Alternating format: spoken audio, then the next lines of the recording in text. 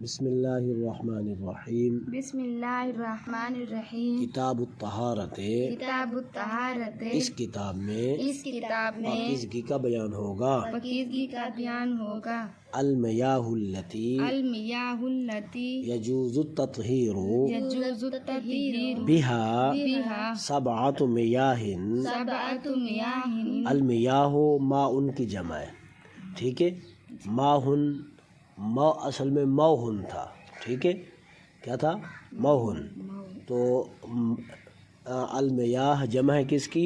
ماؤن کی۔ ماؤن کا معنی پانی، اور میاہ کا معنی بہت سارے پانی۔ التی معنی جو، یجوز معنی جائز ہے، تطہیر کا معنی پاکیزگی، با معنی ساتھ، ہا معنی اس، سبعۃ معنی سات، میاہ معنی پانی، ٹھیک ہے۔ چلو، وہ پانی جن سے پاکیزگی حاصل کرنا جائز ہے وہ سات پانی ہیں۔ ماء السماء، آسمان کا پانی، وماء البحر،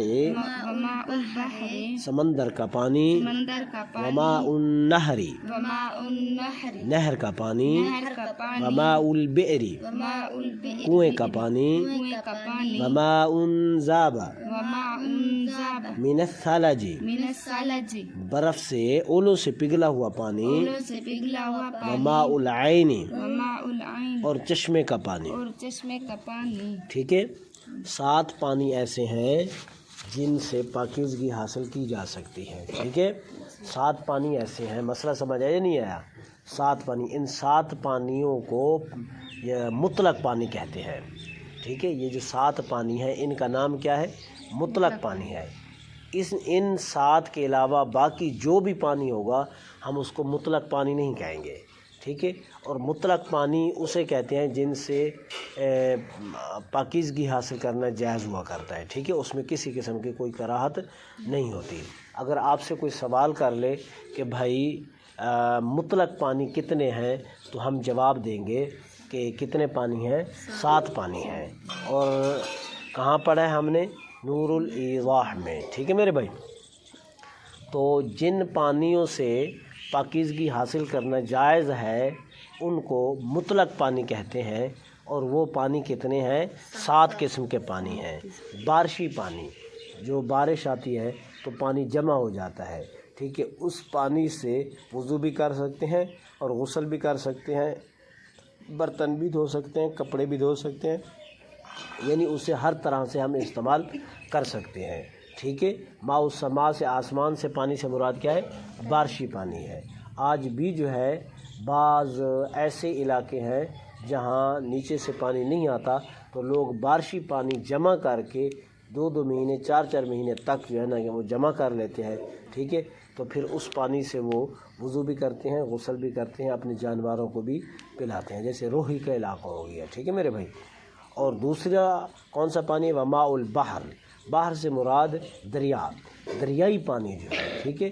دریاؤں کے جو پانی ہوتے ہیں تو ان سے بھی جو ہے وضو بھی کیا جا سکتا ہے، غسل بھی کیا جا سکتا ہے، کپڑے بھی دھوئے جا سکتے ہیں، برتن بھی دھوئے جا سکتے ہیں، اسے ہر طرح کا استعمال کر سکتے ہیں، ٹھیک ہے۔ اور تیسرا پانی کیا ہے؟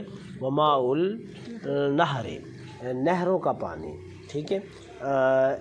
بعض وہ نہریں ہوتی ہیں جو صرف جن میں گندگیوں کا پانی چھوڑا جاتا ہے، انہیں آپ استعمال نہیں کر سکتے، جو دور سے ہی بدبو آتی ہے، کیونکہ پانی کا جب ذائقہ بدل جاتا ہے اور اس میں بو آنا شروع ہو جاتی ہے تو پانی کی اصلیت ختم ہو جاتی ہے، وہ مطلق پانی نہیں رہتا، ٹھیک ہے۔ اس وجہ سے اس طرح کے پانیوں سے جو ندیاں، بعض گندی ندیوں کے نام بھی ان کے گندی ندیاں رکھی ہوتی ہیں، جیسے کراچی میں بہت ساری ندیاں ایسی چلتی ہیں جو ان کو گندی ندی کہا جاتا ہے۔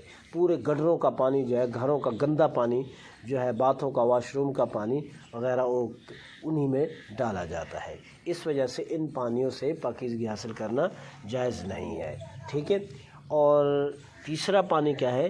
وماء البئر، ٹھیک ہے، کنویں کا پانی۔ کیا؟ کنویں کا پانی۔ یہ کنویں سے جو ہے نا، جیسے ٹیوب ویل ہوتا ہے، ٹھیک ہے، یہ نیچے سے ہی نکلتا ہے پانی، تو اس کو کنویں کا پانی کہتے ہیں۔ تو اس طرح کا جو ہے پانی جو ہے وہ بھی کیا ہے میرے بھائی جائز ہے۔ اور جیسے بعض اوقات برف کیا ہے بارش آتی ہے تو بارش میں ایک نناوا سا ہوتا ہے، ٹھیک ہے، جس کو سلج کہا جاتا ہے اور اردو میں اسے اولے کہتے ہیں، ٹھیک ہے، اور وہ اس کو جمع کر کے اگر وہ پگھل جائے تو پانی بن جاتا ہے، ظاہر وہ برف کی طرح ہوتا ہے، تو اس پانی سے بھی وضو کرنا جائز ہے، غسل کرنا جائز ہے، کپڑے دھونا جائز ہے، اسے ہر طرح کا استعمال کر سکتے ہیں۔ اسی طرح جو ہے وماء العین، برد کہاں ہے؟ وماء البرد، اور برف کا پانی، ٹھنڈک کا پانی، برد کا معنی ٹھنڈک، ٹھیک ہے، ٹھنڈک کا پانی یعنی برف کا پانی، تو اس سے بھی وضو کرنا میرے بھائی کیا ہے جائز ہے۔ وماء العین، اور چشمے کا پانی، کیا؟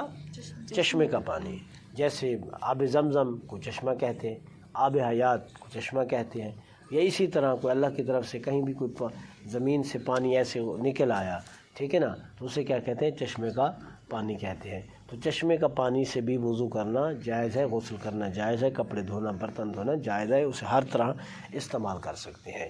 تو یہ 7 قسمیں تھیں، کیا؟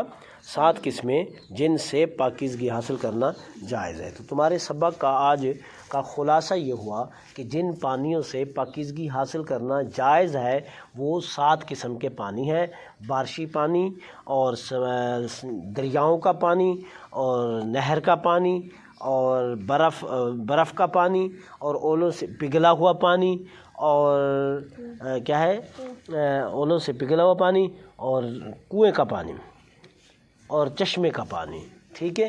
تو ان 7 پانیوں سے پاکیزگی حاصل کرنا جائز ہے۔